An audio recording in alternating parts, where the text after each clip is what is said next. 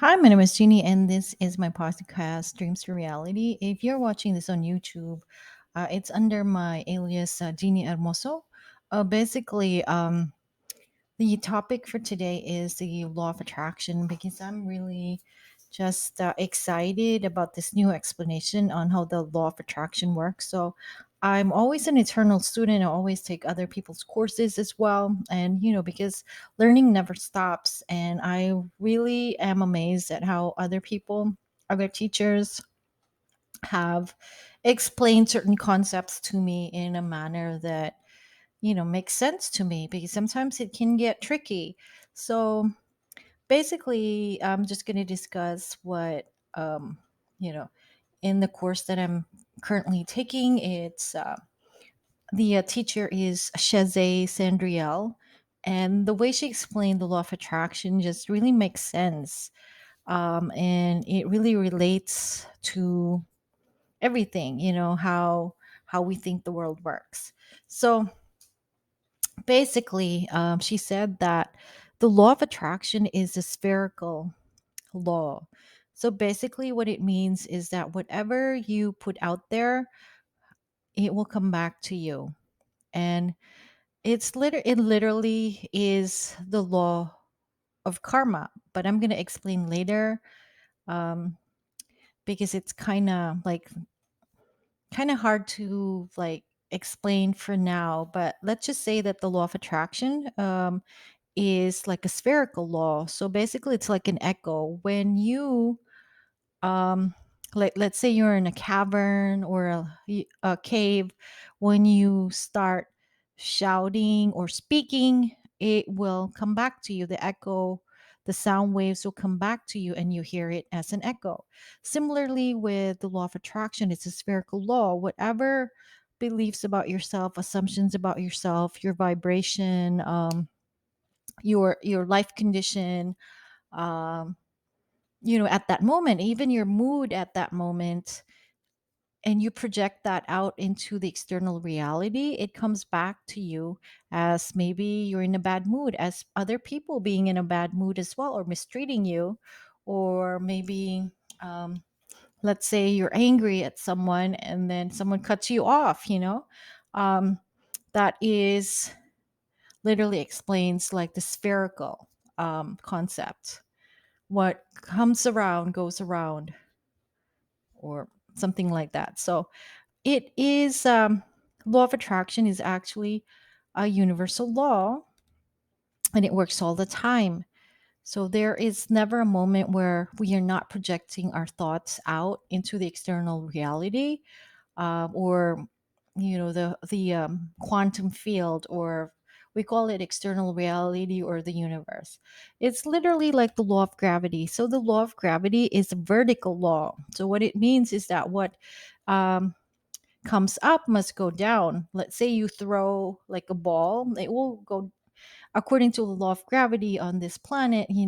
If you are on this planet, if you throw a ball, it will curve and then come back down.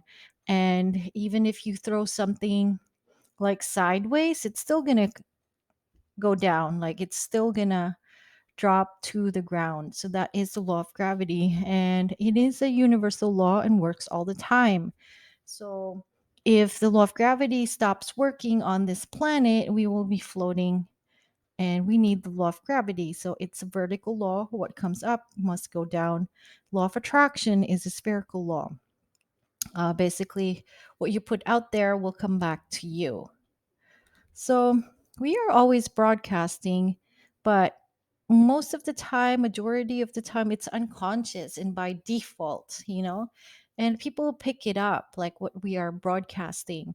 Um, let's say we're in a bad mood, someone picks it up, that you're in a low vibration, and someone asks you, like, "Are you okay?" And then your face as well, like you'll be scowling, and we broadcast that, and people pick that up. And law of attraction is essentially an aspect of karma. So, and I'll explain later. So basically, even if you don't believe, in infinite lifetimes or lifetimes before this, basically, I'll just explain it anyway.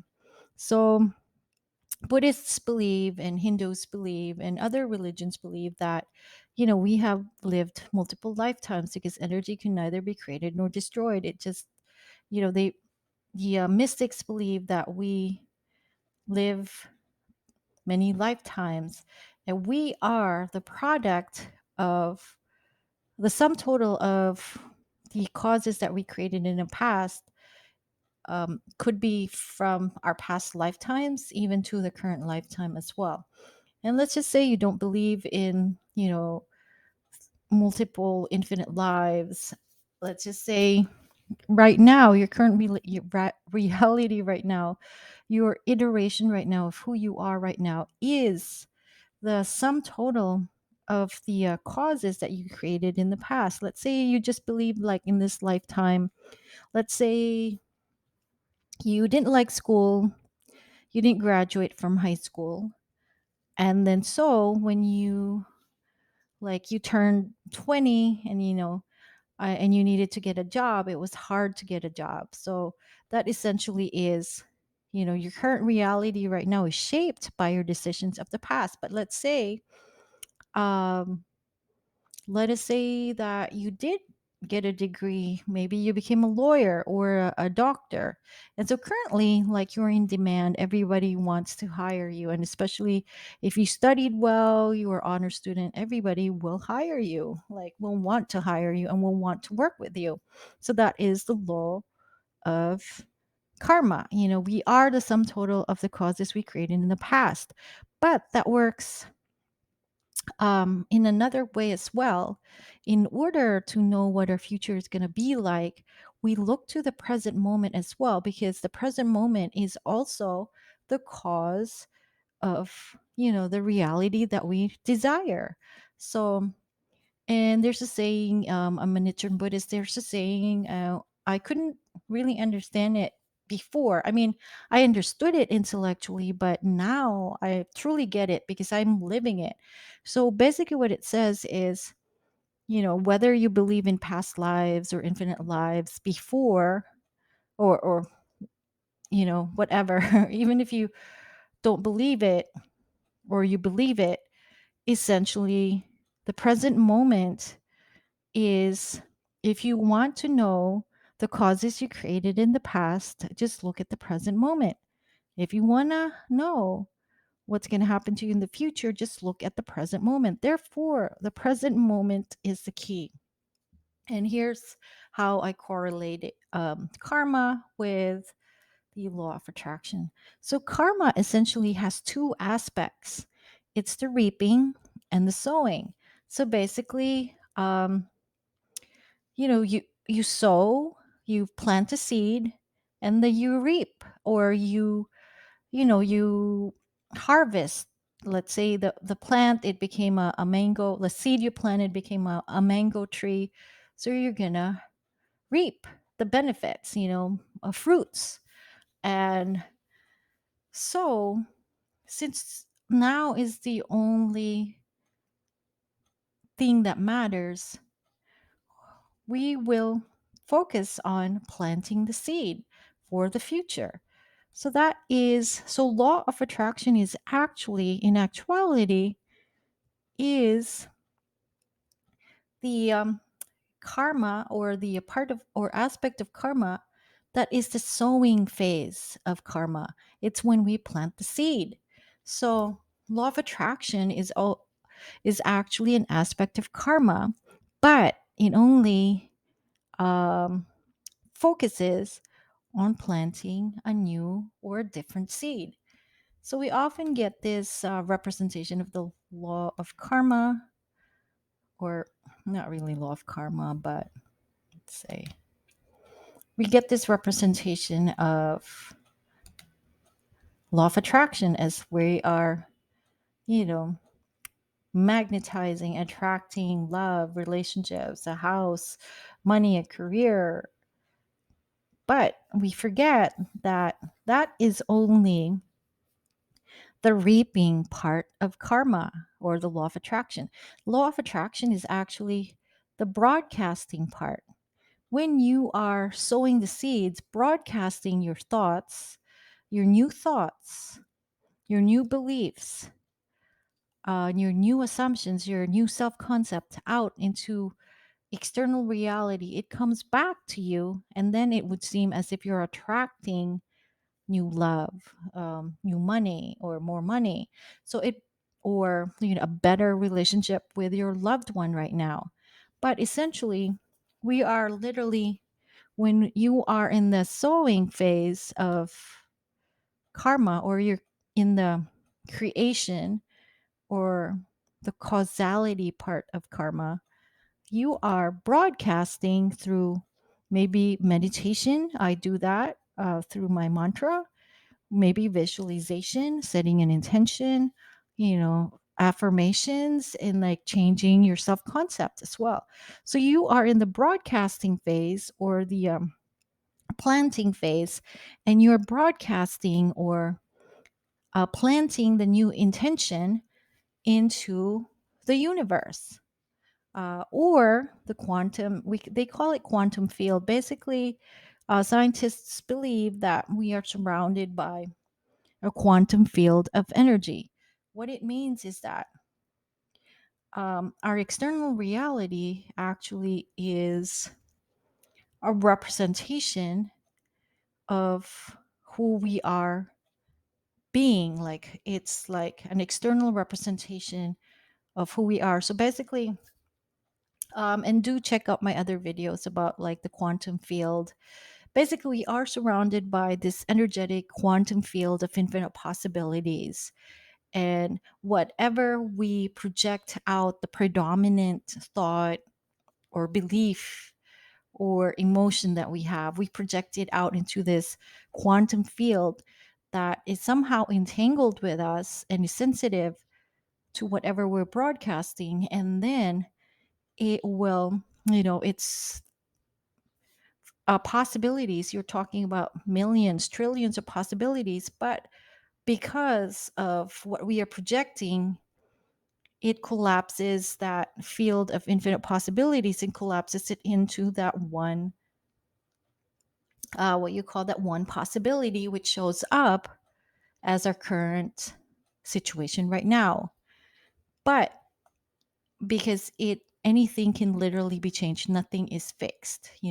When you're talking about the causality part of the law of attraction or karma.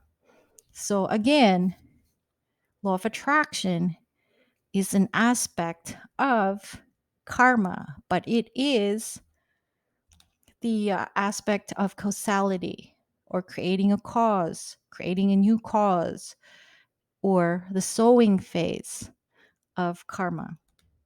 And we literally do not.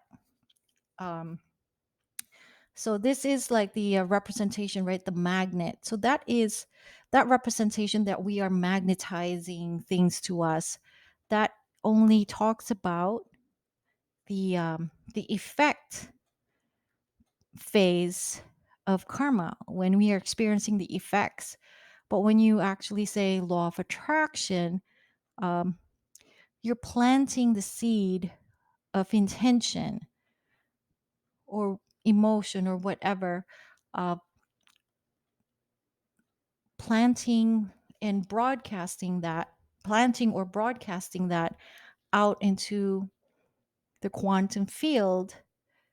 And that comes back to you in the form of that one possibility that you had focused on, and which seems like you are attracting it, but you're actually like broadcasting it, and it comes back to you as the result or the effect of what you intended. So there's, of course, this is like an oversimplification, because um there's so many nuances to this one. But it's not like you think one thought today and then it's going to manifest tomorrow, like, or manifest instantly. It's like the predominant thought, and also the predominant belief, and our self concept as well, what we believe about ourselves and our programming, that will show up in our reality as an effect of whatever is inside of us, predominantly. So, anyway, I have a course. It's in stan.store/mystic genie 88. And I talk about how do you work with the law of attraction or the sowing phase of karma. Um, you use the four keys of clarity, being clear what you want, clearing, using clearing tools, emotional clearing tools, energetic tools to clear what gets in the way. I use a superconscious recode and then or a higher self clearing tool, subconscious reprogramming and aligned action. So subconscious reprogramming is reprogramming your subconscious mind to work for you rather than against you, and aligned action is taking aligned action.